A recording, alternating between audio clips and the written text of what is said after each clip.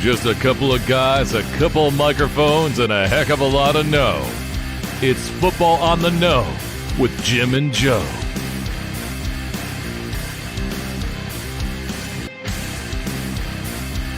What they say, it's not the X's and the O's, it's the Jimmies and the Joes.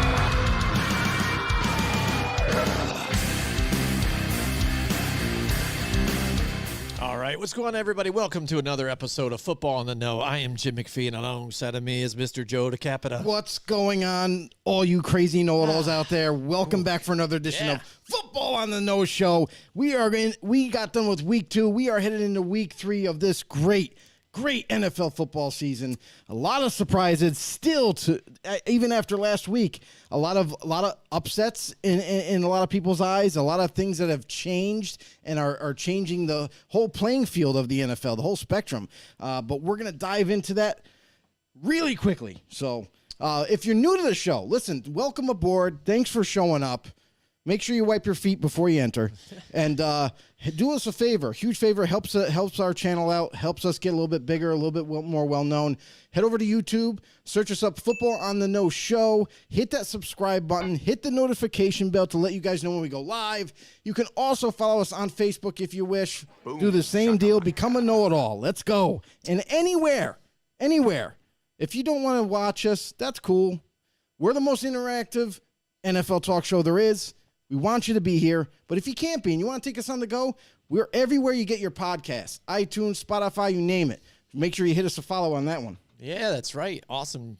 Definitely, Joe. Yeah, it's been a lot of fun. I'm a little bit tired and stuff, but we're doing double duty. A lot of things going through. We got Ray's with us last night. We do have Ray's. We're trying out the new flavors. I have Sonny's Tea, which is like an Arnold Palmer. It's very delicious. I got Blue Shock, baby. That's like a blue raspberry. And by the way, speaking of Rays, you guys can also get your Rays here from us at repsports.com. Yeah, enter the promo code. Enter the promo code. Raise them up. That's it. That's our personal promo code to you guys. Save 15% on any order that you have. And it's not just energy drinks. They have all kinds of stuff. If you're into protein powder and stuff, they got protein cakes, for God's sakes. They got all kinds of different essentials that you could need to keep yourself energized, keep you focused.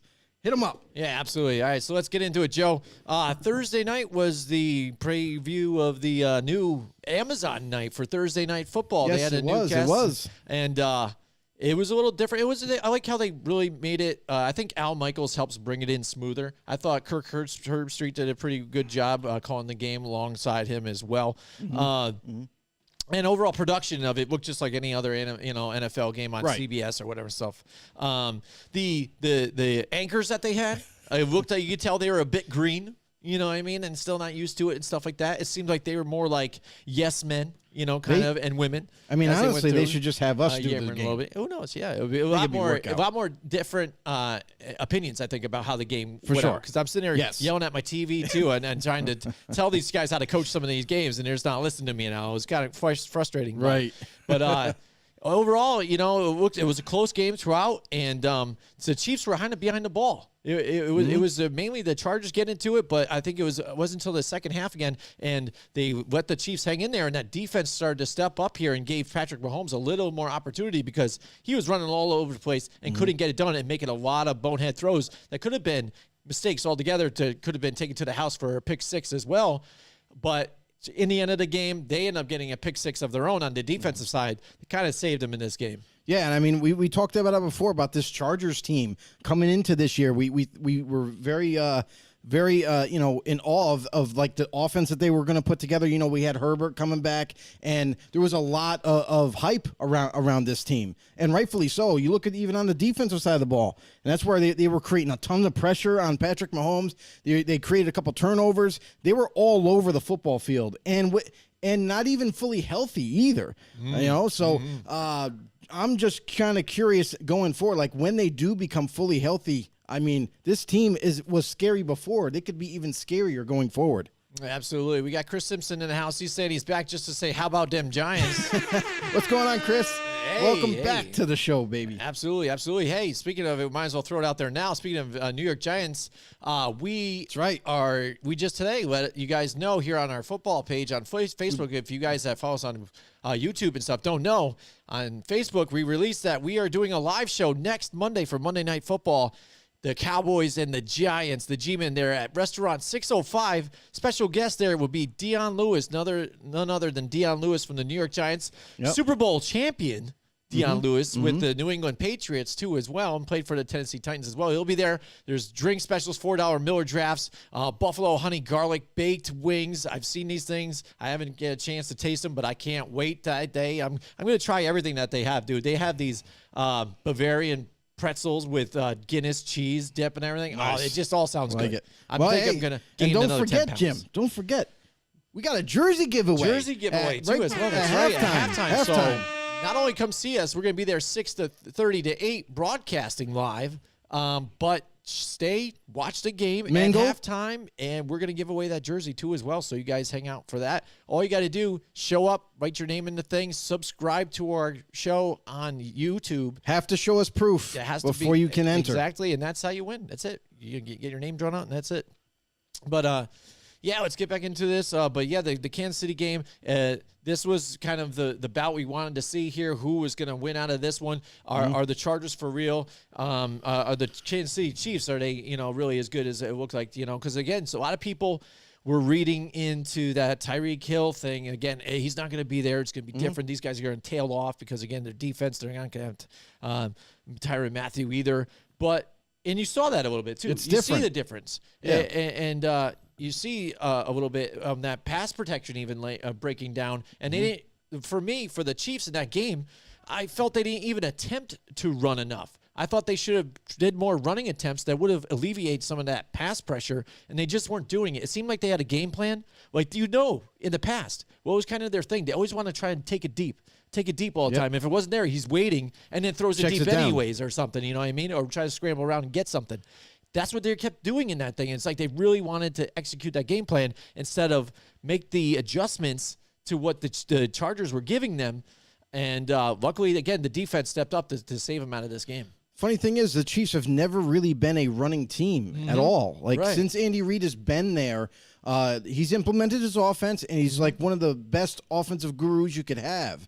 However, the Patrick Mahomes marriage with Andy Reid and himself, they've kind of fallen in love with each other so much so that it seems like they are very pass heavy and not so much run heavy. I feel like this team could be even more dangerous if they kind of found that even balance between both ways of playing. So if they were to run the ball, kind of like this, let's just say, because they love to pass, so maybe even do a 60-40% split. That still would be a huge improvement, I feel like, and make this offense even more dangerous. But until they kind of get into that balanced style, I still see issues. You know what I mean? Not having a guy like Tyreek Hill, you saw it. Like those plays that were breaking down, Tyreek Hill kind of would bail out Patrick Mahomes and would just take off. He could just heave it 70 yards. But those aren't there anymore. So everything has changed. They're still a prolific team. They're still going to get it done. But this is something that we talked about before the season even started. Like, the team's going to change because they have to. It's not going to be the same. They don't have Tyreek Hill. They don't have Tyrann Mathieu on the defensive side. And you notice some miscommunication errors on the back end of that Chiefs defense. So I still think that they are a very good team. I mean, hey, they're the AFC West champs until proven otherwise. And they're still going to get the deal done. Look at where are they right now? They're number one right in the division. I know it's only 2 weeks, but listen, we knew it was going to change, but maybe it hasn't changed that much. Right, and facing some of that tough competition, really performing too as well, despite it all. Let's get into some of the other games now too. This was the week. First week was kind of feel it out. We'll see who's who, terrible. And it was all over the map. This week, again, it's almost like that Dr. Jekyll, Mr. Hyde. You're like, for me, when I did my picks the first week, this is kind of how I saw some teams, and then I didn't get it. I'm like, oh, maybe I guess I was wrong. And then week 2 came, and I was like, no, I think I was right, maybe. It's just crazy how it's just different just like that. But again, teams trying to feel each other out here, get it going. And this was the week of the comebacks again. Late comebacks where teams had the game in hand. The Cleveland game, too, as well. That's one of the big ones. Baltimore. And a few like that. But the Cleveland one, especially for me, they had like a 13-point lead going in there with like a little over a minute. And I watched that score with the Corey Davis where they just kind of left him wide open back there. And I was like, all right, soft coverage. They're kind of just like whatever. Breaking coverage. And gave one up. They're going to suck it up like, all right, well, whoops, we screwed up. Let's just finish this game and get out of here.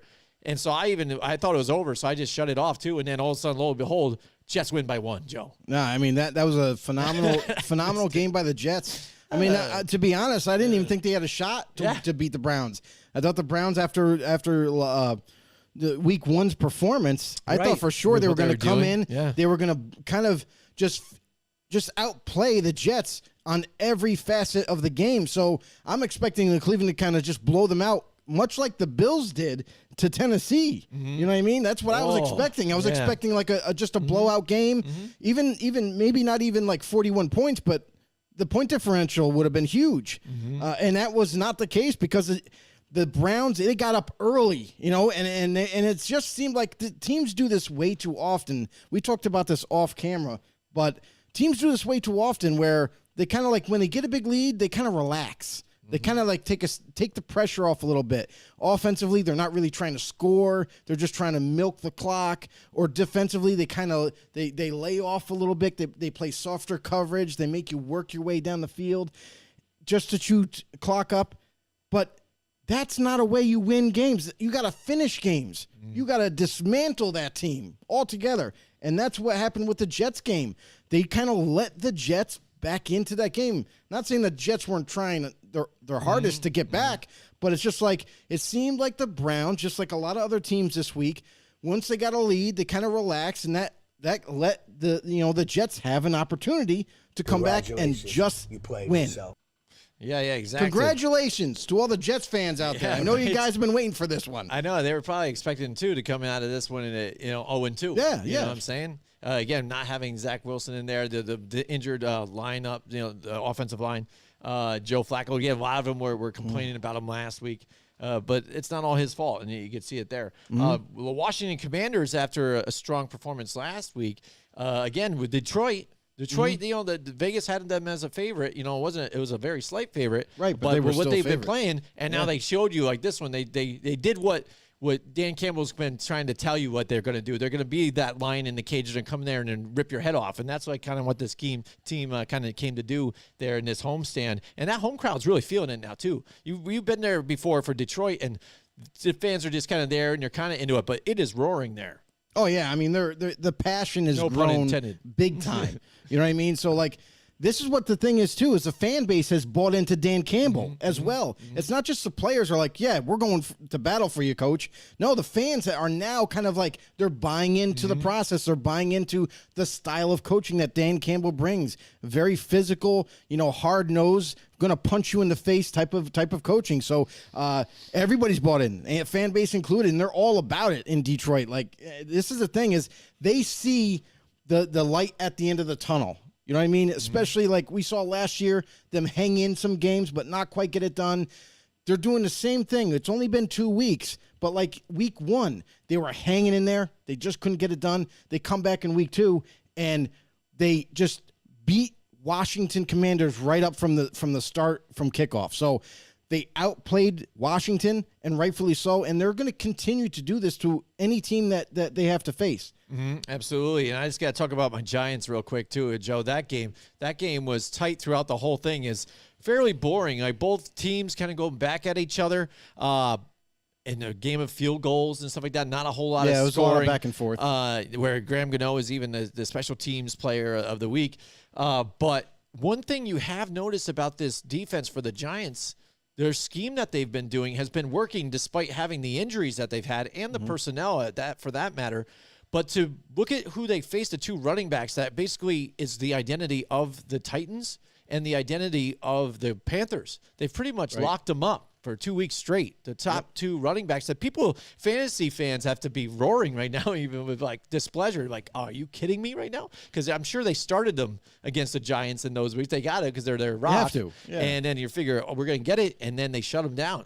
What does that say about the heart of this team? Different from last year's team and how they're playing for their coaching staff, whether it be Wink Martindale or for Brian Dable too as well. Offense still spitter and sputtering here and there, not as explosive as plays that they had last week, but sticking in there, hanging in there, and getting it done here against a team like the Carolina Panthers, who looks like they have a lot of special things there, just can't muster up a win and get it going here for them. Yeah, that's the thing is like the Giants, and this is not the best that the Giants are going to be. Mm-hmm. This is just the tip of the iceberg for them because everything is new. They're learning a new offense, and that's why you're starting to see them, like you said, spit and sputter on offense. Mm-hmm. Is because they don't have it all together just yet. They don't have all the different checks and balances on the offense. They don't have it down to a science just yet. So you're going to see mistakes being made. But defensively, it seems like they're a little bit more on the same page than the offense. And that is what they're doing is they're making teams one-dimensional. When they see a big-time running back come in, guess what? They're focusing on them. Derrick Henry, no, you're not going to run on us. CMC, you're not going to run on us. You're not going to expose our defense that way. So that what they're doing is they're literally making teams that they play one-dimensional. And once you do that, if you are able to make a team one-dimensional, you already know what's coming. Yeah. If you stop the run, what can they do next? They have to throw the football. And now you can just unleash the beast on pass rush to really get after that quarterback. So I just would say that, they are, it looks like right now, it's still really early, but they got a lot of work to do. But so far, they've actually they've had to surprise just about everybody, that they're even winning these games right now. It's early, but let's see where they end up. Mm-hmm. Absolutely. And again, they shouldn't even be in some of these games in the way that they're playing. It's pretty impressive. Again, right. We got somebody in the house here, Joe. Know-it-all's in the house. Let's go. Toby, what's up, baby? Welcome to the show. Welcome. Says Giants are trash, Joe. Well, that's hurtful. That is. Hey, well, that's what's funny. I didn't expect. I expected them to be trash, but they did win though somehow. Right. So they're doing better than my expectations again. And I'm not like, oh man, this is great. It's not just you though, Jim. Yeah. Like they're doing better than I thought. They're doing better than everybody thought. Mm-hmm. And I don't care if you thought Did you honestly think if you're a Giants fan? Did you honestly think that you would be sitting here going into week 3 and you have a winning record? Mm-hmm. Right. Yeah, be near the top with the Philadelphia Eagles. But one thing, too, is I think what makes it, when you have nothing to lose, I feel like with those guys, too, because they try to cut their money and all that stuff, and with the defense, they had nothing to lose, so they're not playing that cloud defense, prevent defense when it gets tight in those 2-minute situations or whatever. Like what you saw in the tight game in week 1, they were blitzing still, manning up, things like that, to where we saw teams that had the lead, they were doing quarters and stuff like that and giving everything up underneath and letting teams drive right back at them. These guys were just like, let's give it all, and whatever it is, it is. You know what I mean? It might have led to some penalties, some pass interference. I mean, what that really is it's the defensive coordinator. Yeah, absolutely. It's his play calling. Mm-hmm. Listen, because we see, Gus Bradley, perfect example. What does he do? His defense is not only a traditional style of defense, but he plays a lot of cover 3, a lot of cover. Once in a while, he plays cover 2, but a lot of cover 3. He would rather nothing goes deep, nothing gets by us, but we have to come up and tackle when they drop it off. Yeah. But that to me that's what you're seeing. You're seeing other D coordinators being successful because they're not afraid to be aggressive. Yeah. And they're not afraid to put the pressure on the offense now. Mm-hmm. Don't sit back and take it. Don't say, we're going to give you 10 yards. No. They're going right at them. Right, and on the offensive side of the ball, I mean, look what they're doing some of the stuff with, too. The fact that it's a healthy not playing Kenny Golladay, that there's issues there, that it's just not, it's work ethic or whatever. He still feels like he should be out there. They're not putting him out there. Darius Slayton's not out there at all. Kadarius Toney, very limited. Right. That the fact that they even want to play David Sills the fourth and things like that out there. This is a wide receiving core that you're getting out there. So it's pretty interesting what's going on with them. But they've got a tight matchup again this week, Joe. Next. But next, here we go. We've got the how about the Colts? Is that one of the biggest shocks out of the 0-2 teams here, though, too? The Colts? I mean, a team that looked like they were just looking for that quarterback for the last couple of years here. You couldn't have gotten worse, I guess, for Carson Wentz that people thought. You know, they still were able to get there to try and get to the playoffs, and he failed again miserably. But now you can't even get a win with Matt Ryan, the guy who's been there before, and with Jonathan Taylor, the first game running over 100 yards and can't pull out a win, and then you just get shellacked here this week. Well, the big reason is because what do they have besides Michael Pittman Jr.? And if you remember, he was out this week. Yeah, he wasn't even playing. Paris Campbell's not going to get it done for you. He has not proven to be a number 2, not even a number 3 ranked receiver on that team. So what they're lacking is weapons. They had Michael Pittman Jr., they had Alex Pierce, but he got hurt. So both their top 2 receivers weren't even playing in this game, which is you're gonna struggle. You don't have your best weapons out there. I'm sorry, but here's the craziest thing for me is the Colts offensive line is seen as one of the better offensive lines in the league. And you put Matt Ryan behind a great offensive line, you would think that there's going to be some success there because you're giving him protection, you're giving him a hell of a running back that he can hand it off to. Even if you're down to your 3rd, 4th, 5th, 6th string receivers, you should be able to get something done. And still, they're struggling. Listen, they played the Jacksonville Texans in the first week, and it was a tie. Ended up a tie. Ended up being a tie. But you know, we kind of said this in week 1 that Texans are probably going to start surprising people this year. And then when they go against the Jacksonville Jaguars, didn't really know what to expect. I had a feeling that the Jaguars defense was going to play better in week 2. Week 1 they looked terrible, but I just had a hunch that maybe the Colts with them struggling. And the fact that the injuries that they had, I just thought that the Jacksonville Jaguars, it's the perfect opportunity for them to kind of get back on track defensively and then maybe offense get some plays going. So we saw that in that game, and they're home. Like Jacksonville just had more going for them into week 2 than the Colts did, especially with those injuries. So that's kind of where you saw it, everything transpire. Right. And now let's get to quick the Baltimore game. We saw a game, too, where they were ahead. And, again, where I was ready to mark it up for a win because I went with Baltimore here. But Miami, again, playing with heart, getting it done, and getting it done by the pass, too, to where people were even questioning maybe they were wrong about Tua and what they were able to do. And Tyreek Hill, obviously, he hears about what people say all the time. So he's quick to get to the microphone and, too, tell you guys how much he's into it. He's my guy. Yep. He's going to be getting the big bag of money and all that stuff. But he put him and Jalen Waddle, too. It's not like just all of a sudden Tyreek Hill show. Both of them. He's spread it out to all those guys, and fantasy owners are loving all that so much, too, for them. But really getting it done here. Miami getting it done against another team where you got to kind of put that litmus test up. Again, how good is this team to compete? Well, they beat one of the other teams that people see as a true contender here in this AFC for a playoff game.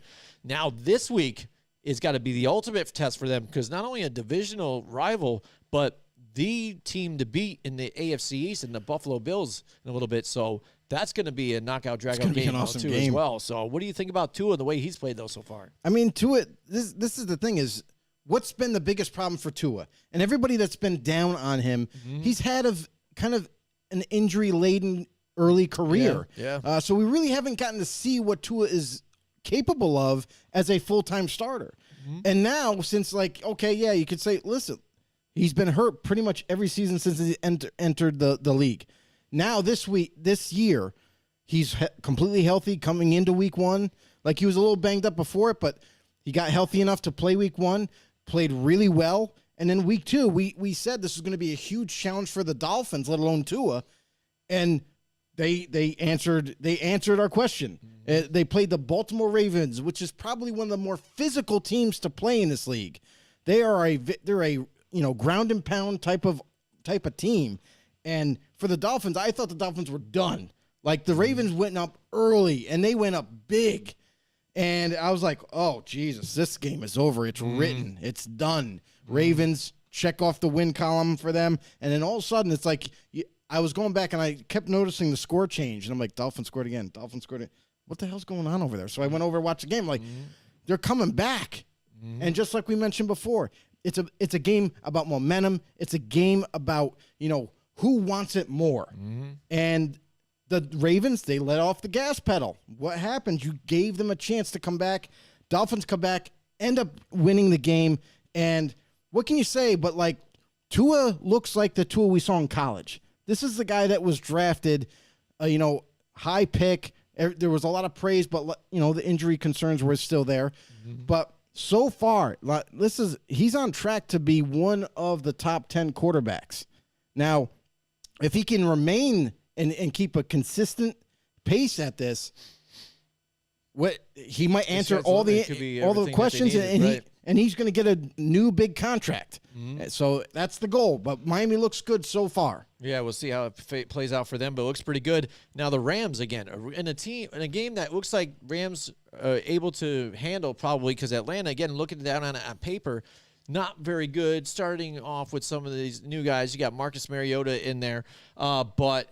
Again, Rams slow kind of start again here, not looking like that. They're defending champions, and right now they're barely winning some of these games. If it wasn't even for that knockdown in the end zone at the end of the game there, in that shot by Mariota, they could be sitting there with a loss here against the Atlanta Falcons. But the Atlanta Falcons, for me too, have kind of surprised me, and Marcus Mariota coming out there and throwing it more too as well, and strangely, even too, not really involving Kyle Pitts in this offense as much. He's not getting it as much as he was last year, being that 1,000-yard receiving threat here for them. Maybe it's just with Mariota the way it's been. He's just not getting that, I don't think it's Mariota. No, I think it's the play calling against the defense, and he's just not there. But they're a good surprise here, too. So it won't be long, I think, until Atlanta, again, musters out some of these games that are close and turns them into wins, though. So, but let's think about last season. Atlanta wasn't close in those games. Oh, yeah. So it's kind of a pleasant surprise to see Atlanta, as competitive as they are. Marcus Mariota trying to rewrite his career in Atlanta back with his old offensive coordinator and Arthur Smith.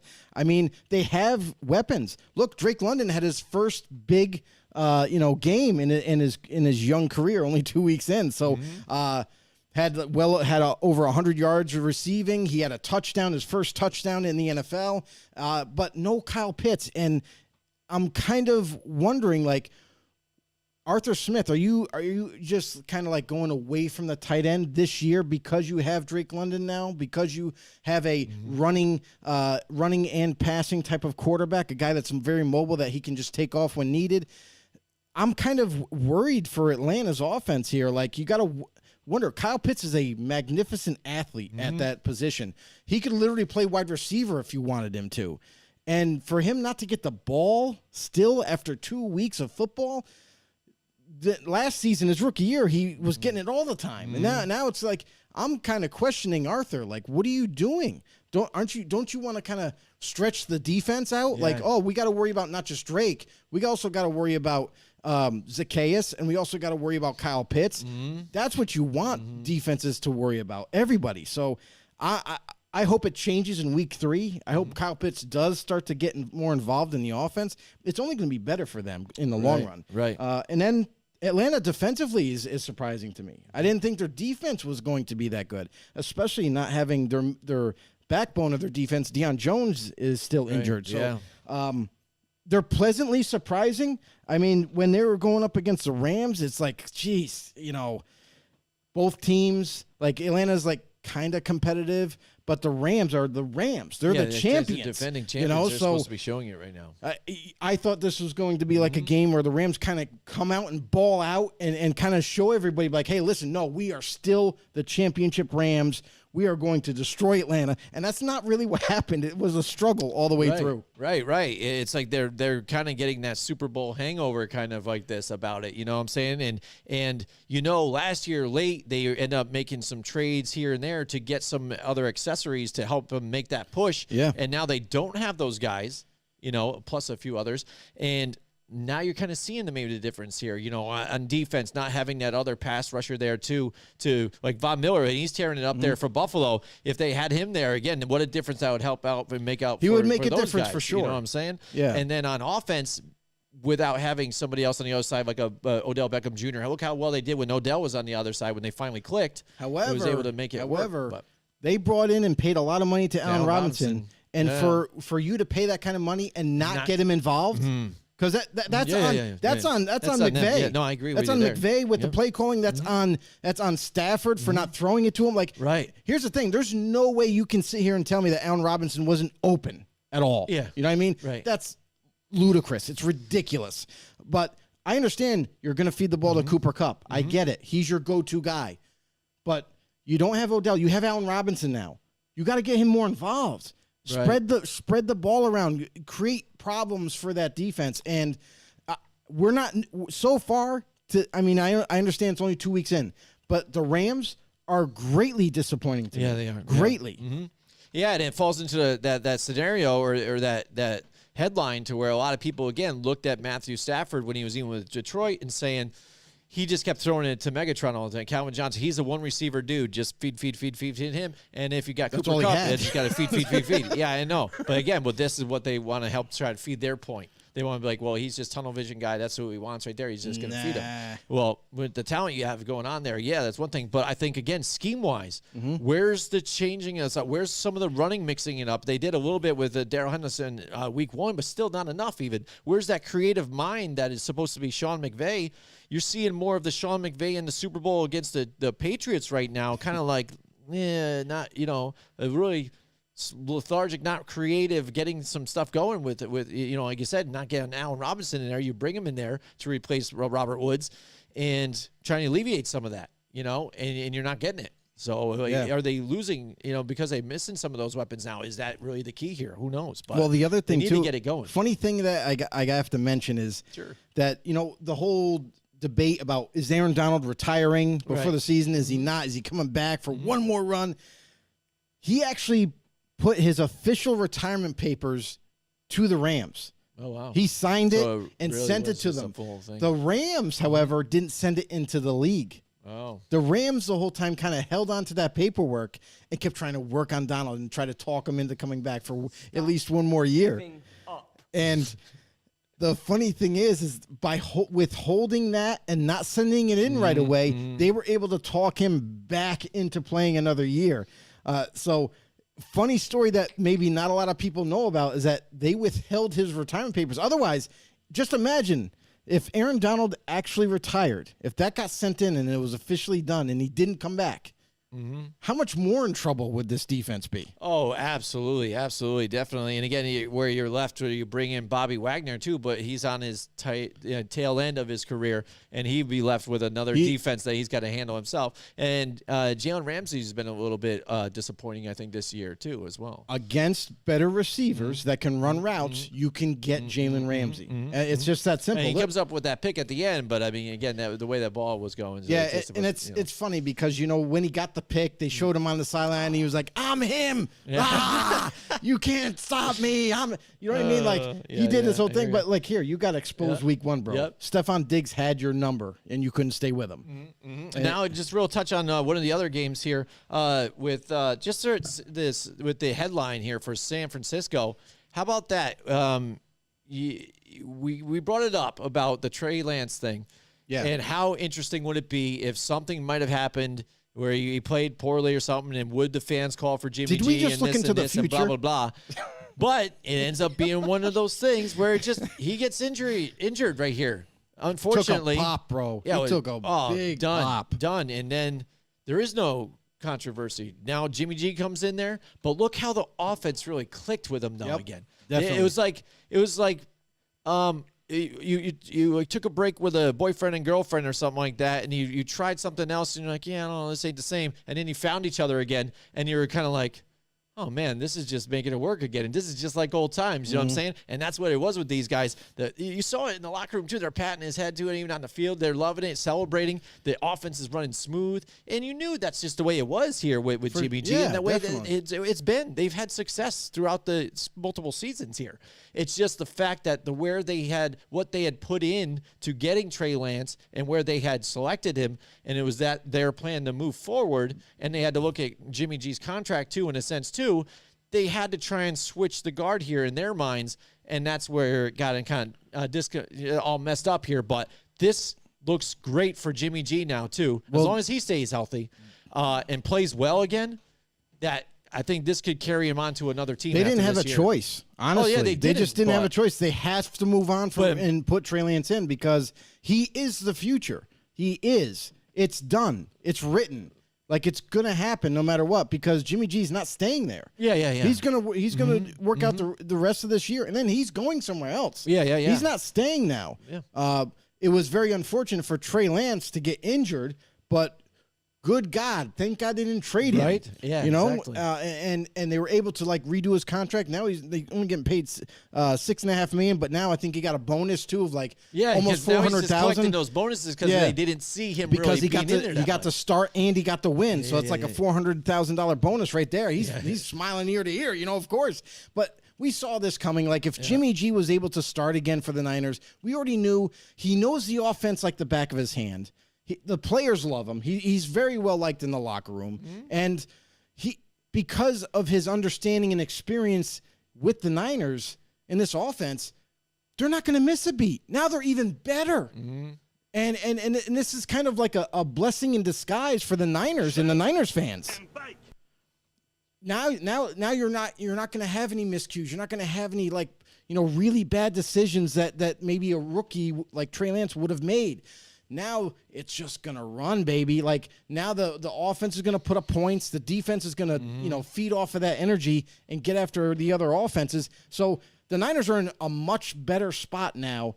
And they are definitely you have to label them as a contender now, right? Because now that they have Jimmy G there, growing pains. They have what they need to win.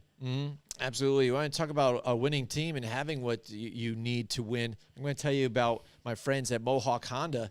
And let me tell you, just like that, Joe, it is fall now. We had talked about the summer and the warm weather and stuff like that, but now fall is upon us. I felt it today, and you could smell it in the air. Pumpkin spices everywhere. There you go. You got the morning air, the pumpkin muffins, beautiful foliage, and just like that, it's fall. The seasons may change, but no one is more consistent with the buying experience than Mohawk Honda, where you get greeted with a smile and treated with respect. The new vehicle inventory is ramping up too with pilots, passports, Ridgelines. Remember, this is the best time ever to sell your vehicle. They buy cars, and in some cases, you may be able to sell it for more than you paid for it. I doubt it. Some.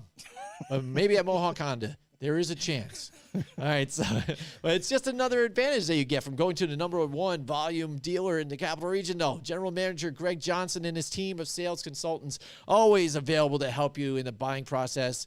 And they have big news. Scott Moynihan is back. He's back and better than ever at Mohawk Honda, and he's bringing his 30-plus years of automotive experience with him. Stop in and say, welcome back, Scott. I need to go and meet Scott because I don't know who he is. I don't know either, but apparently he's a veteran around here, but I got to go check him out. He's kind of a big deal. But yes, the season's changed. Mohawk Honda stays the same because you know what? They always go out of their way to please you. That's right, Joe. Some of these games, like I said, they've been pretty crazy. Denver, very lethargic again, too. Russell Wilson now, even though even getting that deal now, look at that. They go and make that trade. You trade away all those picks, the players. Well, the players for the most part. The 34-year-old quarterback here, banking that this was a guy to kind of get them moving forward here, that he still had something left in the tank. And right now he's kind of looking more like of what people were starting to say about him when he started to tail off last season. And the Broncos really not looking very good. I mean, the one thing that you got to remember, too, is like Nathaniel Hackett is a new head coach. He's also calling the plays, new offense that Russell Wilson did not play in. So it's like Russell Wilson, even though he's a veteran, he's still got to learn this new playbook, too, and kind of adapt to it as well with his new teammates.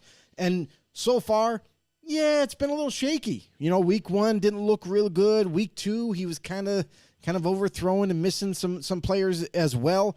And it looks like, until they iron out the wrinkles as we get farther and farther into the season, that you're going to see these kind of speed bumps for the offense where they're not going to be as crisp. They're not going to have, be on the same page on the football field all the time. I think it's going to be at least 3 quarters into the season when you really start to see this Denver offense become a little bit more efficient than what we're seeing now. Mm-hmm.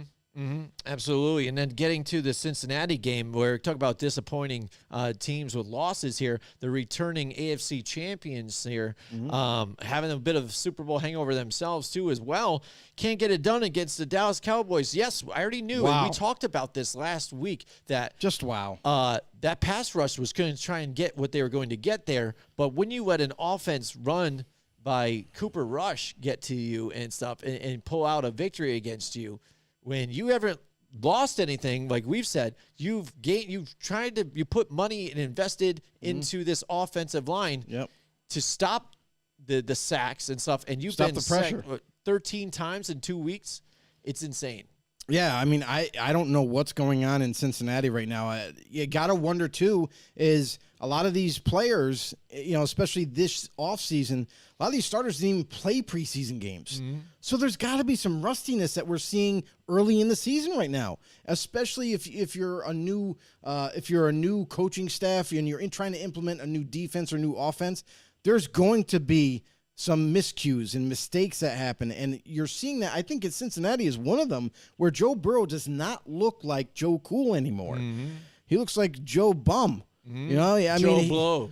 Joe Blow from Idaho. But here's the thing: like Joe Dirt, I guess, right? Where's the mullet, Joe?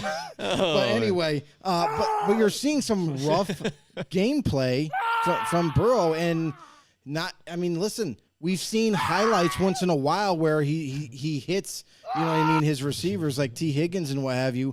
But it's like we're starting to see them they're struggling week 1. Week 2, they're like hit or miss. Let's see if they can kind of get out of this hole and get back on track for the division. Absolutely. And that Vegas Raiders game, Joe, I hate to bring it up again, though. The Cardinals and the Raiders, they had it. We picked them, and they should have won that game. They had it straight up.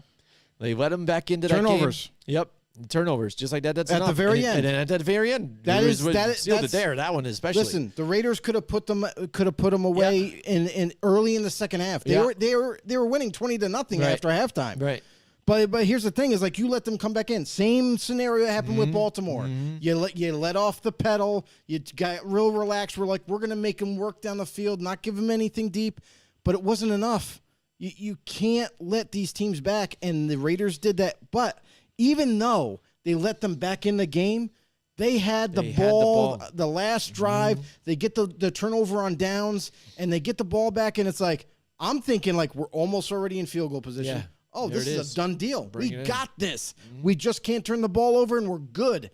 Because with our really good field goal kicker, Dan Carson, he can boom them. So I was really confident. I'm like, okay, we can escape with a win now. Maybe, right? But when you fumble the ball, not once, but twice on that drive, and on that second fumble, both by Hunter Renfrow, they got the ball in the second time and then ran it all the way back, ending the game. My thing is, and this is the argument when you have players fighting for yards. Yep. In traffic. It wasn't like he was by himself and he's like, oh, I just got to shake one guy off and then I can run some. No, there was 3 Cardinals around him. He slipped one guy, stumbling to try to fight for more yards. Here comes Isaiah Simmons from the right. Boom! Causing that fumble. And it's like, dude, you should have just dove down, dove and just lived to play another down. Idiot. Yeah, I know. It's tough watching that. And it was still, even despite that, it was so close to almost the Cardinals making a bonehead mistake, too. He almost pulled a Deshaun Jackson to where he just about, when he's taking it in the end zone, he knows he's going to score. Oh, he almost let it go early. Almost let it go early. When he did it, and I watched it in real time, I thought he did. I'm like, did he just dropped that right before he even scored? And they did the review, and if it just didn't cross that plane, oh, my goodness, dude. How bad would that even been for the Cardinals even, too? How embarrassing, but... Nonetheless, there it is. It's tough in another hard-fought game with your team here. But, again, they've showed to me, I think, that they have the ability to do it. But like you said, new coaching in there, guys getting together. I think it's just going to take them a little bit to get used to each other and maybe move it along. The difference that I'll say, like the Bengals, because like everyone's like, oh well, the Bengals are the most disappointing, and they probably are because listen, they were they saw went where to they Super went Bowl, to. and what they corrected what they needed to correct, Right. and they're 0-2. What the hell's going on? So the Raiders. A lot of hype was around the Raiders, right, leading up to this season, and rightfully so, because they get the big trade for Devontae Adams. But here's the funny thing is, as much hype as the Raiders were getting, really, what was their biggest addition? Devontae. That was really it. Their offensive line is still shit. Yeah. Honestly, I mean, it's not very good, and that's why you're seeing Josh McDaniels surprisingly is rotating offensive linemen.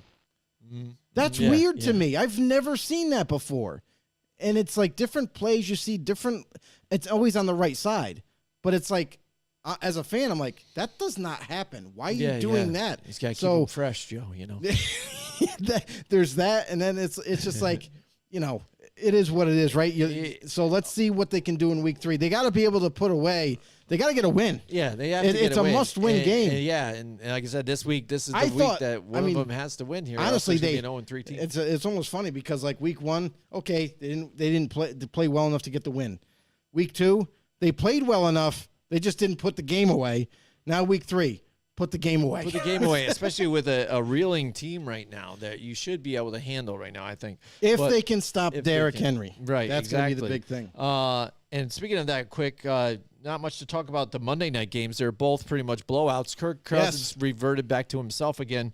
And the Philadelphia Eagles really, showed you what that roster kind of can do now, with the talent that they had. And Jalen Hurts, again, pointing out there, say, hey, I'm balling here. Out. This is me. Balling this is what out. I'm capable of doing, too, here. And it's only going to get better. Yeah. And Tennessee, it just... Again, not looking very good, especially on offense, and maybe more so than like you're talking about Patrick Mahomes missing Tyreek Hill. The talent on wide receiving not really helping out for Ryan Tannehill as well. When you got to go to Phillips and they're dropping or fumbling and turnovers too as well constantly, and it's a revolving door. It's hard to respect the pass altogether. So then all you got to do is just stop the run. But here's that's what I think. The funny thing is they have to rely on rookie Treylon Burks to get any kind of offensive spark. Yeah. Robert Woods had a few nice plays. But again, you almost see the reason why the Rams moved on from him, because he was coming back from a major injury. And it showed a little bit in that game, but still, he can still perform well enough. But again, when you're relying no longer on A.J. Brown, who we all know how much of a beast he is, now you got a rookie trying to take over that role. It's a little different. And Ryan Tannehill, I'm sorry, I'm starting to see a decline in his play. And if teams are watching game film, which I know they are, but if you pay attention the first 2 weeks, what did teams do? Concentrate on stopping the run, make them one-dimensional, and now Ryan, all the pressure's on you, bro. Now you got to out-throw. Right, absolutely. And so that game was kind of funny, too, because it was one of those things where Buffalo went up early, and they decided to switch it up and go to Case Keenum. And it was funny. It was almost watching the presidential race. It's like all of a sudden the Titans are like, yes, we conceded as well. Malik Willis, here we go. Let's see what we got in Malik. You know what I'm saying? They're like, let's just say it's over. Let's get the hell out of here. It's good. And it's just making a preseason game. That's the best part for the Titans, to be honest. You see what they even have? Now you get him some experience out there. See what he can do. Can he help drive that offense down and score? You know what I mean? He did end up throwing a pick, and fumbled. He needs to protect the football. But it's good. It's there are mistakes made that he needs to get out of the way, and learn from them. So it was kind of a good thing to see him out there and give him at least an opportunity to showcase. Right, absolutely. So, I mean, that's the notable type of games here for last week. Again, the Green Bay Packers always do well against the Bears. That's notable there. And I think the Bears, the game, relying on that rain a little bit, too, end up helping, too, and being in that home crowd, too.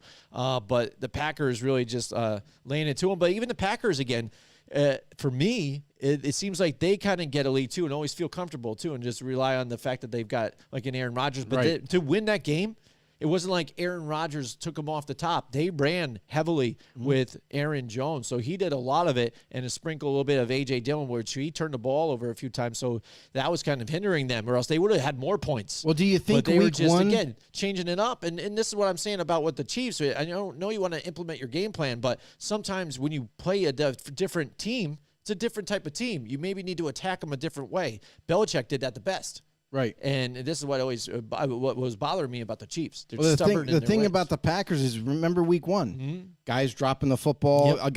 A young, I forgot the receiver, but the young receiver that went into the end zone and just dropped the ball, like Watson. that. Just was it Watson? Just Rodgers lost his shit. Yeah. he was like, "Are you fucking kidding me?" He was happy to have Lazard back this week. Yeah, absolutely. You saw it. You saw it, definitely. You definitely saw it. You know, and then Randall Cobb got more involved too. So like he's going back to the vets, and rightfully so. Like who knows? Maybe the offense, as they can grow and get better as they go. All right, talking about getting to some vets and people that you can rely on, Joe. Why don't you tell everybody about Colorize here? Colorize, yeah. Colorize is a locally owned and operated Benjamin Moore dealership with locations in Clifton Park, Niskayuna, and Queensbury. Yes, they focus on the outstanding products from Benjamin Moore, but as an independent dealer. That's right, they're local, baby. They're here for you guys. They also have access to almost everything paint and finish related. Serving everyone from the professional to the do-it-yourselfer, Colorize is eager to help and are capable of making your next project go a lot smoother. Colorize, the right paint, color, and advice from local professionals who care. That's right. These guys care about you. They're here to help you guys out. Nice. Beautiful read. Color Joe. matching, they do it all. Yeah, they do. I love Link. He's right there. He's definitely a customer service guy. Like, if there's anything you need, he'll do it for whatever. If you need it right away, that day, boom, he gets it there. And the fact that they have multiple stores helps too. It's like, oh, we don't have this here in But this, we got this it over unit. there. Oh, yeah, let me call it Queensbury. Yeah, all right. Well, we can have it delivered here, later today or something. You want to come back or whatever, and boom, they've got it. And they're going to be opening up a new store in Troy, dude, North Greenbush by Hudson Valley. That's big, too. That's a nice happening spot, too. A lot of business around there. So that's going to be exciting, too, as well for them. So Colorize. There we go. Joe, here we go. It's the week competition, the picks. Here we go. This is what our record is so far. It's a little rough, but you know what? The first 2 weeks of this competition, we always get it really rough. And that's usually our worst weeks. Trying to figure out teams. Season. Yeah, it is. It's tough. And that's what it is. We're trying to figure it out, especially this year with the way things have been going with the guys a lot of changing changes. teams and injuries and everything else. All Over the place. But we're excited Tomorrow to do it. night, we got the Pittsburgh Steelers at the Cleveland Browns. There it is. Joe, here, take it away. What do you think about this one? No T.J. Watt. I'll say that about the Steelers defense. And we noticed how much it affected them. To not have TJ in the lineup, to not be able to have that extra pass rusher to disrupt the backfield, it definitely took a toll on that defensive side of the football. And then offensively, Mitch, man, you're failing me, my guy. You're making mistakes. And I'm really not sure if this offense can even get off the ground at this point. We know that they love to run the football with Najee Harris, and why not, right? But Mitch has got to put forth the effort and play a little bit better to kind of make defenses, keep them on their heels. But I feel like because the Steelers are struggling still on offense, like they've shown some flashes of highlights, but not enough, not consistently. Cleveland Browns, man, what are you doing, Browns? How did you lose to the Jets last week? You had the game. This had to really sting, for Cleveland. So I feel like Cleveland being at home, they're a little pissed off. They want to make a statement. Yeah. And I feel like even though this is going to be a rivalry clash, I'm going with Cleveland in this one, being home and getting the win. All right, Joe's going with Cleveland. Yeah, I think maybe in this one, Myles Garrett's Trubisky sucks. Bring on Mason Rudolph. I want some piece of that motherfucker again. Let's go. Let's get it going again. But yeah, that's the thing. Again, it shows you what a leader that T.J. Watt is for this team to not have him there. What it meant to him, and but again, they just ran into a buzzsaw of the Patriots that. After a loss, there's some kind of stat too about the Patriots coming back from a loss. They always correct their mistakes, prepared for the next game, and they just don't play well in Miami either that first week. So, I mean, it's just a destiny. They came back to earth here and were able to get it done and be more of a Patriot-like and force the hand here. Cleveland, they've been that pretty dominant team. Even that first game, they ran the ball, established to do everything that they wanted to, and keep the seat warm until Deshaun Watson gets here. It just, again, he got too lax, and it's tough to get back into that mode again. I think everybody's going to be amped up for this game. The defenses are great, but I think Cleveland altogether, again, with talent, with the two-headed monster running back, wide receivers, defense, and being at home, I think they've got Pittsburgh's number here this time as well, too. I'm going with the Cleveland Browns. Alrighty. All right, next up, Joe, we've got the who is it? The Texans and the Chicago Bears. Now, here we go. Texans looking for that win. Now, they have a loss and then that tie. But the Bears, they're 1-1, and they look good, then they look bad. Texans really roaring, and looks like they have something going on here. This is a tough one because I know Bears are going to play tough at home, so they got that homestand again going for them, and it's cool to see what Justin Fields has been able to do in mixing the ball around. It's not just even like the Darnell Mooney show. He's spreading it around all over the place. Aquamius St. Brown's getting the ball. Aquamius St. Brown too Daniel as well. Mooney. Yep, but I think they need to get a little more balance too as well. They have Montgomery back there who was getting some chunk yards at times, but I think they even showed a stat in the last game.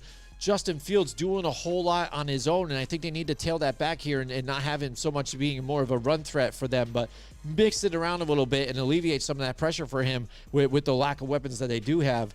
Call some running plays, for God's sakes. Yeah, absolutely. And Roquan Smith, again, he's kind of got to be that guy on his own there, still balling out, too. A lot of people forget where he was in that sack leadership last year, too, as well.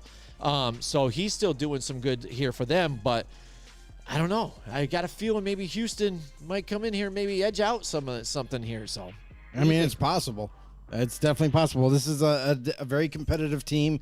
We've seen, like, as long as their offense can stay healthy, like not so much defense. They got a bunch of younger guys on there, and they're playing really well. But this offense, man, it's going to come down to them putting points on the board because I think they can hold off teams as long as they can do that. Chicago, they're going into Chicago, really tough place to play. Very gritty type of team, and just like you mentioned, like you know. They're doing it right on offense. They gotta run the ball a little bit more, and I hope that they do it this week. The defense as well.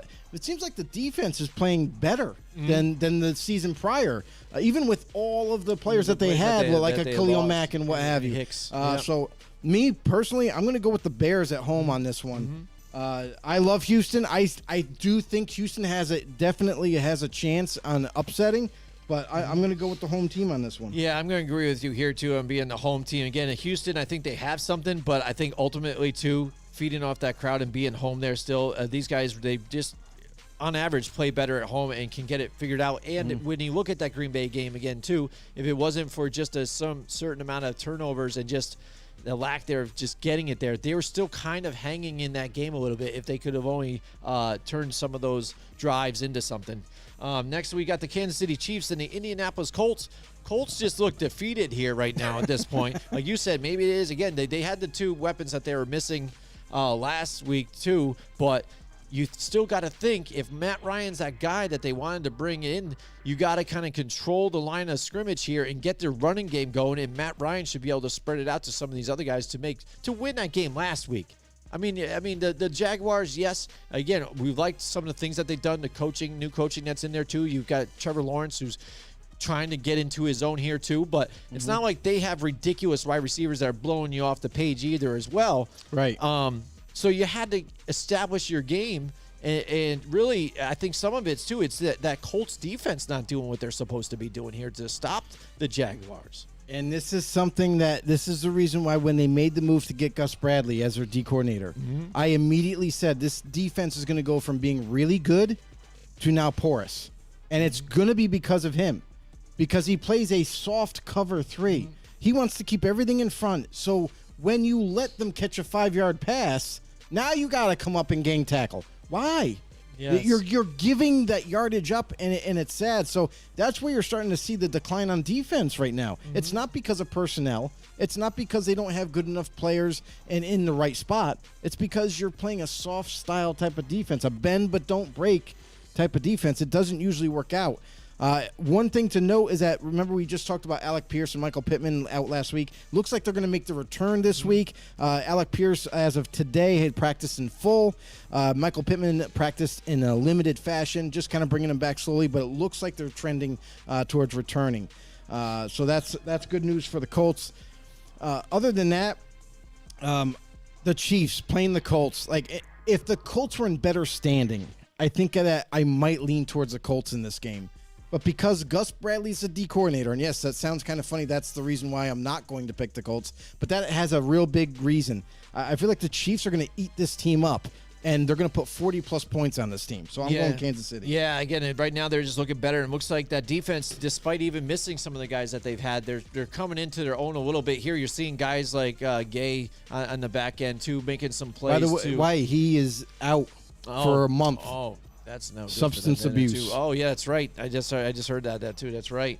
I forgot about that. I He heard will that this not be morning because playing. I wanted to use my thing. I wanted to say Winners don't use drugs. I wanted to cue that up for that one. But Well, you did right now, and it's good. Perfect. there you go. But yeah, so I mean, what they've been doing has been good. But again, he's kind of shown Patrick Mahomes. Yes, he shows that weakness that he can't do it all on his own there too. But he has enough talent there to get it done. And Indianapolis, they're just on the ropes right now. So I like the Kansas City Chiefs in this one.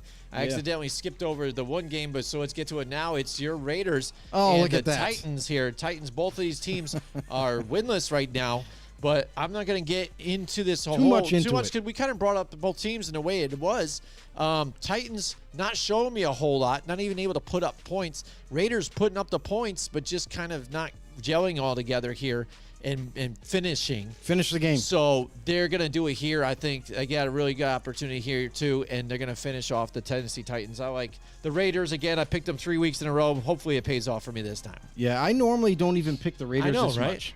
But it's one of these things where, like, they should have won last week. They should have won. They just didn't. They didn't execute. You know, you got it. You can't turn the ball over, and they did.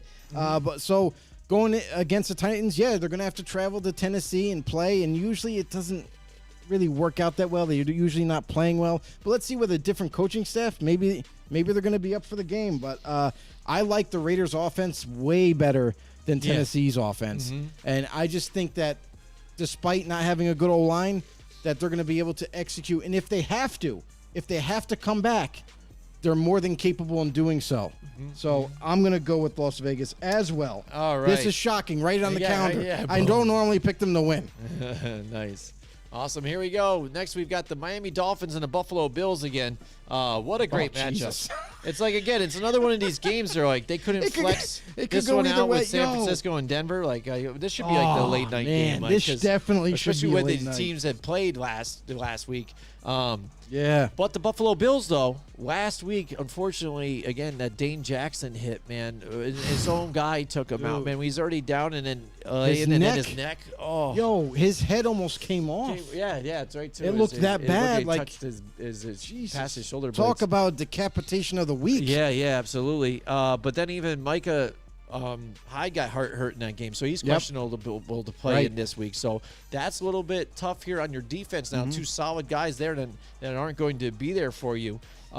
With a team that's got nice receivers the way it is, and a guy like Tyreek Hill that can take it off the top too, and Jalen Waddle dropping it too. This is going to be, I think, a nice close game here. And these guys are knockout, drag out. It is a divisional tough game. Yes. The fact that it is in Miami is going to play, I think, a factor too. It definitely you're gonna has see to. These guys are going to just be on a whole different thing. The humidity's going to take in on this one. I think Buffalo comes down to a lower level on this one, but I still think they have enough to get it done just against this team. But it's going to be a lot closer than the first 2 weeks. I have to agree. Like that's kind of like how I see the game. Is it's going to be right down to maybe even down to the last minute. Where they're going to kind of. I don't think you're going to see the high explosion of points in terms of like scoring 40 plus points for either team. I think this is going to be a little bit more little bit more moderate. I think it's going to be like maybe in between 20 and 30 points for both teams, and this is a tough one. It really is. Miami's home. I like Miami. Listen, they're kind of like that dark horse team this year, where like if they can, and I know it's a big if, but Tua's got to stay healthy to kind of keep this thing rolling, and they got to deal with a very, very tenacious type of style defense with the Bills. Bills are the favorite. Even though they're home, it's hard to pick against the Bills right now. The way they've been playing has been amazing. They've been hitting on all cylinders.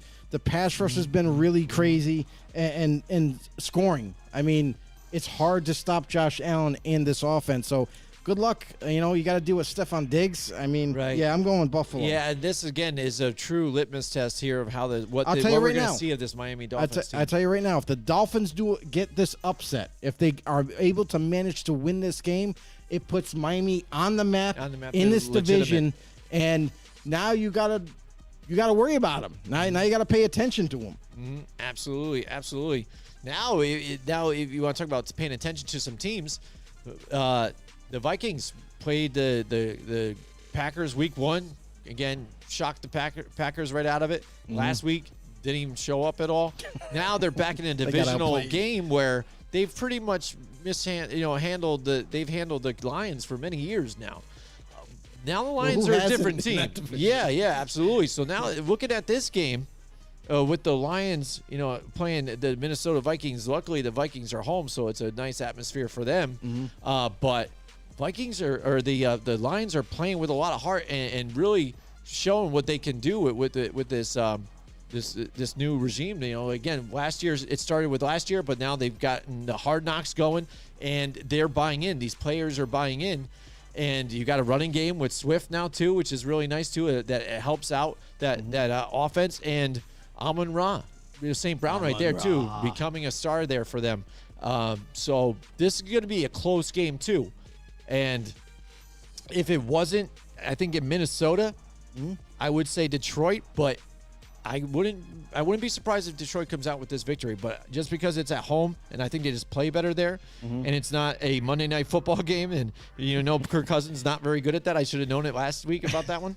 I'm going to go with the Minnesota Vikings here. All right, yeah, and here's the thing: is just like Carson Wentz, you can't trust Kirk Cousins, and that's kind of a hard pill I had to swallow. Somebody last should have week. just went through him and was like, "You like that? You like that?" And you're like, "That's fine. I'm suing you for using that." Whatever. Yeah, I mean Minnesota. Listen, they week 1 they looked like, oh wow, Minnesota might be legit this year. They played really well, defense, offense, what have you. Week 2, not so much.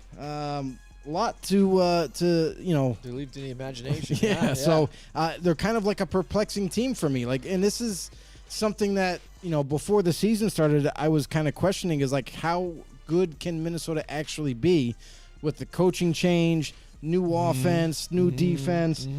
Detroit though, they are very impressive. Like for them to be able to not only be in games, but they could actually win a lot more than people think.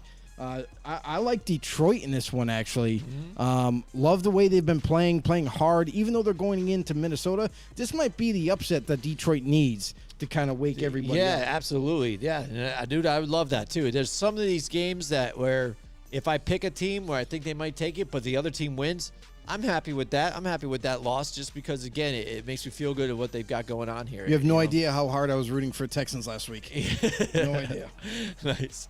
All right, next up we've got the New England Patriots and the Baltimore Ravens here. They are playing in New England. Oh, boy. And so watch out for that. Baltimore going into hostile territory where the wind whips through that stadium.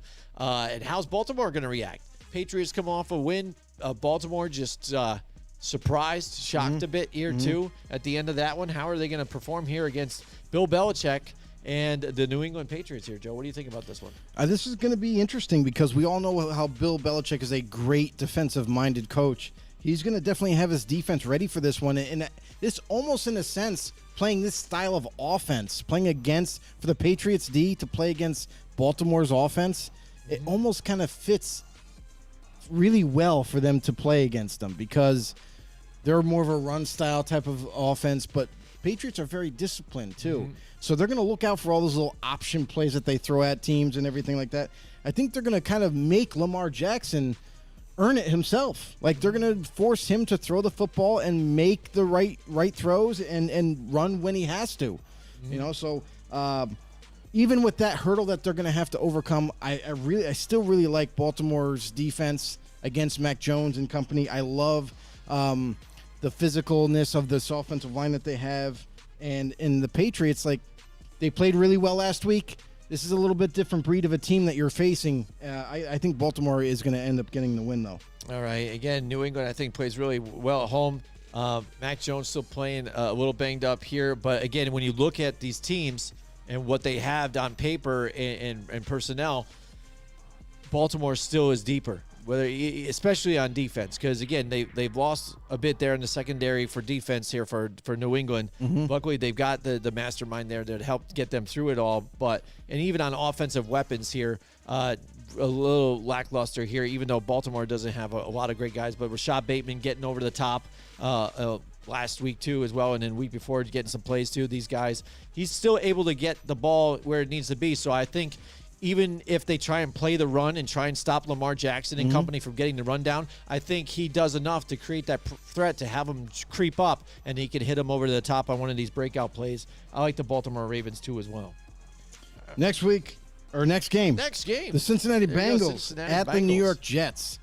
This is a team that, Bengals have still been with the upset. The Bengals have still been struggling, and they're still trying to find their way. I know they have a couple of injuries on the offensive line. La'el Collins, their right tackle, looks like he may right now, as of Wednesday, he's still he didn't practice, so you got to kind of monitor that situation on Friday.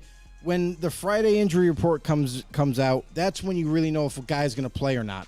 But the Jets, on the other hand, their injuries, they got a lot of guys like, C.J. Uzomah. They got Jordan Whitehead, Quinnen Williams. They're all limited, so look, they're trending towards playing. But something to watch is George Fant, the tackle, didn't practice today. Doesn't mean he's not going to play, but did not practice at all. That's kind of a little bit concerning. So you got to kind of watch out for that. And Zach Wilson. That's right. Zach Wilson practiced in limited fashion. So maybe he might be trending to make a return.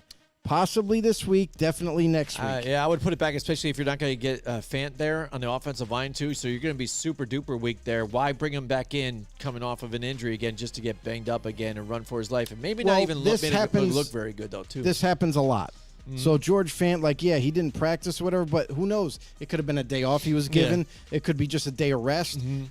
Or maybe it is part of an injury, but he'll be healthy by Friday. So a lot of different scenarios to watch. But Zach Wilson's the interesting one, because if he does come back, if he's ready to come back and takes over for Flacco, you got to remember, hasn't played in a while. He could be a little rusty, and that could really show. And I got the Bengals. You got the Bengals, by the way. Sorry. Joe's got it. Well, there's, I think, one key factor that we're missing in this one, Joe. Last year, the Jets beat the Bengals. That's last year. With Mike White. That's still last year. Mike White is not playing in this game. I've got the Bengals. Should have went with the Jets. So there you go. So, yeah, I know it could be anybody's game again, too, as we go. But, again, what better for the Bengals here to play the Jets at this point, though, too, to try and, again, set the slate clean, get that offense going. You want to talk about, disappointment and stuff like that. It's mainly this offense. Where's the Joe Mixon runs? Where's even the connection with Jamar Chase, getting these guys the ball here? Joe Burrow, like you said, not looking like Joe Cool. It's not like all of a sudden this defense is terrible now, too. They just got tired of holding off and off these turnovers all the time. The offense quick coughing it back up, that they just break down and then they give up the game, and it's just how it is. So the offense needs to really fix itself here. All right, we got the Philadelphia Eagles and the Washington Commanders here now, Joe. We got the tale of two different stories here. We saw Carson Wentz in week 1, then we saw him week 2. Just like Kirk. Jalen Hurts just warming up, and then he put the foot on the pedal to the metal. And now they face each other here. Former team here, Carson Wentz going into the Philadelphia Eagles territory, and I don't think it's going to be very good for him. The Eagles running on 100% here. That fan base is amped up too. They even were so savage last week that they were chanting "Skull" and everything to the Vikings fans too, and the Vikings team. And Yeah, stuff. they're So- actually going to be in Washington though. Really? Oh yeah, that's right. That's right. I forgot. I put So the logo they, on opposite. they get to avoid. They avoid that. The They'll get to go to verbal where assault there'll still probably be a lot of them there from the because Philly nobody fans. follows Washington anymore. So it'll be a very quiet stadium. I don't think so. I mean, you look at what they had week 1. That place was rocking in Washington, and then for them to even come back like they did. Carson Wentz fooled the hell out of me in week 1. That's all I know. You're not getting me again, Carson. Fool me once, won't fool me twice. All right, so yeah, well, I'm going to Eagles. What about you, Joe? Yeah, I love how impressive the Eagles' defense has been. Their offense has been running on all cylinders. Jalen Hurts, man, he's really kind of taken that next step as a quarterback, both running and passing. Washington, I'm not buying. I'm selling. So I'm going to Eagles. All right, excellent. Next up, we've got the New Orleans Saints and the Carolina Panthers. Carolina couldn't muster up a win against the Giants here, but the Saints, Jameis Winston, the guy here, they looked really bad against that Tampa Bay game. But that Tampa Bay game was rough, man. It was going back and forth, the fighting. Even Bruce Arians getting involved on the sidelines to where the NFL issued a warning to him, like, hey, you need to chill the hell out, man. What are you doing on the sidelines even? Yeah, and then, their excuse was like, well, they didn't give us a box. He likes to be in the box, and they didn't let us have one, so he had to be on the sidelines. Doesn't matter. We've seen Bruce Arians get amped up, right, Joe? Yeah. Yeah, with his own players. Absolutely. Everybody. He's got like a temper issue. Slap Wonder you why he's upside wearing the that head. pacemaker all the time, dude. Dude gets crazy. All right, but anyways, we got the Saints here going into Carolina. This is a tough divisional matchup here, too. Carolina just looks a little disheveled here for me. They were lucky to come out with a win against the Browns week 1, but Saints still really good defense. They're fired up. Jameis Winston just got to eliminate the mistakes here, and they can get through this one. But I think I like the Saints here over the Carolina Panthers. Yeah, Carolina's like they're on the cusp of getting a win, and it just seems like, Man, I don't know. maybe not though. I got too many picks over on this side. I might switch it. It happens. But Baker Mayfield, does he have a curse? Because they just can't win. Right. So far, he's been the quarterback, and wins escape him. You know what I mean? Like you look at last week. I thought he was going to get a win. I thought that the team was going to do enough to get it, and it just slipped out from underneath them. You look at now this matchup, the Saints, a much better team, a tougher team defensively, and listen, they're healthy. Yeah. Like there's not anybody that's going to be out of this game. Winston, even with the concerns, with his ribs and stuff, like how is it going to affect him? He practiced in limited fashion today, so it looks like he's going to definitely play. And everybody else, And then on the other side, Carolina, they're not injured as well. They're another healthy team. So everybody's going to give their best in this one. I think this is going to be an interesting game to watch because you got Winston and you got Baker, guys that have been trying to fight for wins and trying to help their team get that win. I'm going to go with the Saints on this one just because I like the defense team, and the camaraderie that the Saints already still have. They got a lot of chemistry already. Baker Mayfield, sometimes it looks like he's still trying to feel it out with some of the receivers, and he has his favorites. But I think that the Saints in the end are going to get this win. And overall, when you look at this division, Joe, is this anything even looking out to like what you thought maybe out of this division? I mean, it's only 2 weeks. I know, but still, even look at the two where they played. Carolina, can take out the Browns, but then even a little lethargic, couldn't get some points here against the Giants. New Orleans knockout, drag out against the Tampa Bay Buccaneers, but the Tampa Bay Buccaneers the past 2 weeks, they really didn't dominate the Cowboys that much. I mean, they did well, but not enough. No. Not really doing like what Tom Brady has done to people before. Yeah, not a whole lot. And then the Atlanta Falcons, they've actually been the more surprising team about this. So how about it would be knocking this NFL, I think, on upside down if all of a sudden Atlanta pulls out this whole thing and can take this division. How crazy would that be? Amazing. Because right now they look like the better team the way they're playing. Yeah, right now. But yeah, the Saints, I like this one too as well here. Here we got the Jacksonville Jaguars and the Los Angeles Chargers. The Chargers, I think they just got banged up a little bit too much. And they weren't able to seal the game last week. And that's what it was, basically. They had it and weren't able to get it done. Just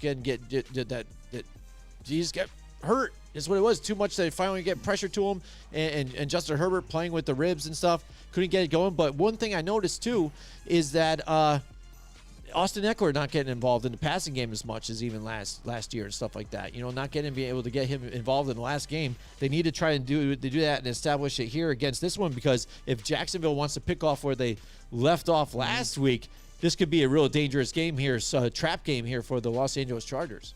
Yeah, the interesting thing about this one is, like, I would say, like, last week, yeah, the Chargers had a chance to win it all and everything, and I wouldn't even blame it on injuries. Like, honestly, it was execution, and they just didn't do enough to win. I mean, listen, that was a hard-fought game between both teams, and the Chargers didn't do enough. But the Jacksonville Jaguars, they did enough last week. They really showed what this defense could be like. A very, very, like, high-pressure type of defense, in your face, in the backfield all the time. Chargers have one of the best offensive lines, though. I was extremely impressed in the last couple of weeks, even against the Chiefs, how much they've been able to protect, Herbert and able to even open up rushing lanes, like, with ease. So that alone right there is humongous for a team. And then for the Jaguars, they got a big-time test against the Chargers. No question. I got to go with L.A. on this one. They're home, and, well, they're away. Even their home is away. Yeah, no. So I'm looking to see plenty of Jacksonville fans in L.A. cheering on their team, but the Chargers get the win. I tell you, it's going to be probably some good defensive battles on this one. I think I like both defenses. The one thing with the Chargers, Lindsey got banged up a bit last week. The other thing, too, is Trevor right Lawrence in this new offense. It seems like they just haven't found their niche in it. You know what I mean? Like, they've had some nice plays. Travis Etienne, we saw him last week, get some plays and make something happen. But it's like, it doesn't seem like it's clicking yet. Yeah. So that, again, too, is like part of the process. It's them to try to get used to and more comfortable with this with Doug Peterson's offense. Absolutely. Next, we've got the Los Angeles Rams and the Arizona Cardinals, Joe. Rams and Cardinals. Rams Jesus. have been looking Do rough. we have to pick this one? I know. Yes, I mean, and this should be talked about as one of those marquee games. Like, week 3 going into this, maybe these guys you would think could possibly have had 2 wins. Both I of just them. want to hit Control-Alt-Delete. But it's been rough here, So the Cardinals, again, had a tough outing. They were able to come back in the game last week. And how about that 2-point conversion, too, man? You just let them sit back there forever, feel it out, and then take off and get that 2-point conversion for them. It reminds me of back when we were playing that pickup flag game against Jack all the time, running back and forth forever to try and catch that guy. Well, we got him. Well, we did get him, though. That was the big difference in that one. But the Rams, again, like we said, just don't look like the same Rams, or don't show you that they are returning Super Bowl champions. Cardinals play tough here at home. I would not be surprised if the Cardinals come back out of this one coming off that hype from beating the Las Vegas Raiders and put a stomp in here on the Los Angeles Rams. I think I'm going to go with the Cardinals on this one at home. Gotcha. I'm not sold on either team. I know. Cardinals in the 2 weeks, even though they got the win last week, they still didn't look good on offense. The Raiders defense is still a new defense, that they're learning, and they still were able to shut them down in the whole first half. They couldn't do anything in the first half, and it's like, if they're struggling against a team that is still kind of new to their scheme and everything, what's that say about, like, maybe when they play a team like the Rams that is, they know the offense, they know the defense, but they're still trying to find their footing as well. So these two teams are kind of in the same boat, and I have to go with the defending champions in this one, because I think this is kind of where, like, maybe they kind of gain some ground here and get back to themselves. Aaron Donald, he's just a beast to contend with anyway, and I tend to think that they're gonna make more plays than Arizona does. So I'm gonna go with LA. All right, next up we've got the Atlanta Falcons and the Seattle Seahawks here. Let's Joe. go! Come on, Falcons, pull it off. Yeah, and Falcons, we've seen the kind of the tale of two different teams too as well, playing hard against against Russell Wilson week 1 and stuff, and putting on the pressure there for them. But again, kind of come back down to earth too, and show you that it is still the Seahawks. They're trying to go through some growing pains here. But the Falcons, like you said, have been really kind of surprising me again, and being in these tight games here against pretty good contenders here. So Seattle, it's going to be tough here still with the 12th man. They get it going. They get fired up here. So that's always a positive for them. But, man, this is going to be tough. I don't know. Who should I go? Do it. I'm going to go with Seattle at home. All right. Just because I like 12-man. I like Geno Smith here feeding off that. And Mariota, I'm still a hater. So I'm just riding with Seattle. But I'm going to say they got the best wide receivers. I love the 12th man, but that still doesn't mean nothing if you don't throw the ball. We'll see. But we'll see what happens. I love the 12th man. I don't like Geno Smith. And I'm going to go with Atlanta because I am not a hater of Mariota. And I think that they finally, this has got to be the week where they finally get Kyle Pitts more involved. Maybe they do. I'm going on a limb on this one. I'm going to go with Atlanta to get this upset here. All right, here we go. All right, next if you want to call it an upset. Yeah, what is this kind of, what is this? I don't know. Who is the favorite in this one? I don't look at the Vegas odds. So let's see who is the leading guy in this one. It's got to be a pick 'em, right? Next, we've got Green Bay going into Tampa Bay. Again, Tampa not really looking so well for me. Not looking very good. I've heard talks here that maybe Chris Godwin's trying to make it back this week, but I don't think so. You're going to not have him there. You're not going to have Mike Evans, who's going to be out because of the fights. So now you're down to Russell Gage and Julio Jones, and rushed in to get Colt Beasley onto the squad. Just so you know, okay, Akeem Hicks did get a 1-game suspension. And he didn't practice. Well, he hasn't been a big factor. He didn't practice today either. Let's see. Julio Jones did not practice. Chris Godwin did not practice. So he probably won't play. Their tight end, their rookie tight end, Kato Oten, did not practice, but it was more like a day off. And none other than Donovan Smith with an elbow injury did not practice. So if, let's just say, like Thursday they don't practice at all, that might be okay, but Friday's a real indicator, just like any other game status. If they practice limited, most likely they'll play.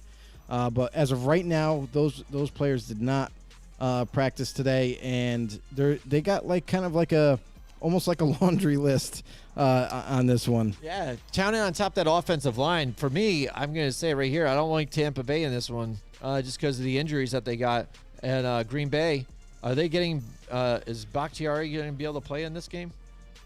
That could be. I don't know if he's going to be able to play. Thing for them, but like they showed me more even last week that they were able to do than what Tampa Bay has been able to do. And look at the compound injuries. Once it's got to come into play now too. You saw how frustrated Tom Brady got last week. It's going to be rough for him this week too, I think, as well. They're going to get his panties in a bunch. I like Green Bay in this one.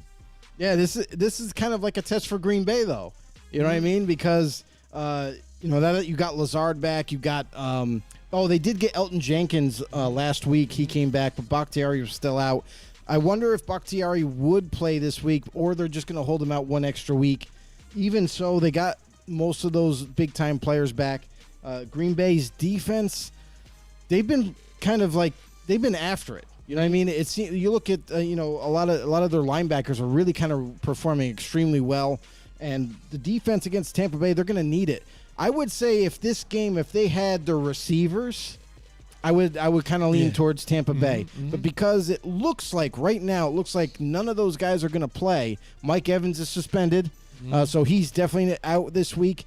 And with that being said, they were still able to pull off a win, even by losing all those receivers. Right. But I'm going with Green Bay as well. I think this is a game where they could win, and this is a game that they need to win.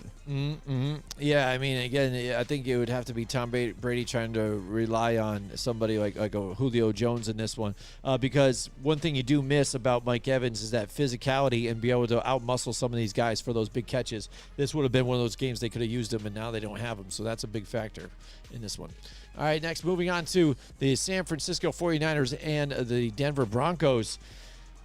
Denver, it's got their luck cut out for them right here. I think in this one, it's good for them. They're going to play home and stuff, but the Russell Wilson experience hasn't been very good for Denver. And what's worse now is San Francisco has Jimmy G at the helm here for this one. So this is going to be a rough outing, I think, for these guys here. Denver hasn't been able to show that they've been able to put up some points here.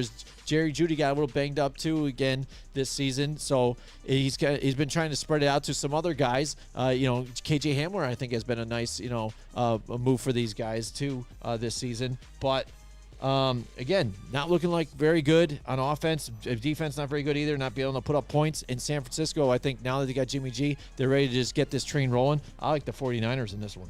Yeah, I mean, I love the fact that Jimmy G is now back leading this team. Yep. Their offense is going to look so much better now that he's there in command. Defensively, it comes down to health. They were beat up a little bit last week, but still were able to make some big time plays. I look for them to get healthier and even stronger going up against Denver. And let's face it, Russell Wilson has not looked his best with the Broncos in that offense. I saw Cortland Sutton getting just absolutely destroyed on hits. I mean, he was getting pummeled. And then Jerry Jeudy, he scored, but is like not a dynamic. Yeah. He's no dynamic play from him just yet. So Denver still trying to figure things out on offense. Defensively, me and Jim called it before the season even started. Everybody was jumping on the bandwagon saying, "Oh, they got a great defense." No, it's a different defense, different D coordinator. So that alone, because their defense and their offense is still kind of newish, the Niners are a very solid team, especially with Jimmy G. I'm going Niners. All right, Joe. Normally we would do Monday Night Football here on this one and do the picks, but I'm going to save it for next Monday. We're going to do the pick that day. Do it Monday. Because you know why? We're doing our live show from Restaurant 605 next Monday here, September 26th, 6:30 to 8 p.m. Dion Lewis is going to be there in the house, meeting and greeting with people. Boy. He's going to sit down and talk with us, too, talk some football. Right. It's going to be a hell of a lot of fun. There's going to be great food, great drink specials, too, Miller Drafts, $4 Miller Drafts. And after we're doing with our live show, we're sticking around hanging out with the crowd, too, as well. And hanging out with you guys. And at halftime, we are giving away a jersey to you guys. That's right. All you got to do is fill out your name out there. Hit the subscribe button, too, on YouTube. Gotta show us proof. And you got to show us that you did subscribe to us here. Before you can sign in. And you get it right there. That's right. And when you go to get your jersey, you've got it locked in, and you can enjoy that. And it's going to be a hell of a lot of fun, Joe. It's going to be cool. It's going to be cool checking in with Dion Lewis. I'm sure he has a lot of stories to tell, too, running with that Patriots crew and getting Super Bowl champion Dion Lewis. You know what I mean? Kid from Albany, being able to make it that far and have a Super Bowl ring and come back into town and hang out with us. Yeah, it's going to be amazing. Dion Lewis is going to be one of those type of guys that everyone wants to meet. Like, he's a local guy. He's won championships. Very successful football player. So why not come on down to Restaurant 605? Meet us there. Hey, have some great food. Because this is a new renovated spot. It's brand new. Yeah. Restaurant 605. It looks amazing in there. It's beautiful. Great for sports and great to hang out with your boys. Come down, have some beers, have some food, and join us live on location. Yeah, absolutely. It's great when the owner is an actual chef himself, so the food there has got to be outstanding. So it's going to be a hell of a lot of fun. And the address is easy. It's 605 because it's 605 New Scotland Avenue in Albany.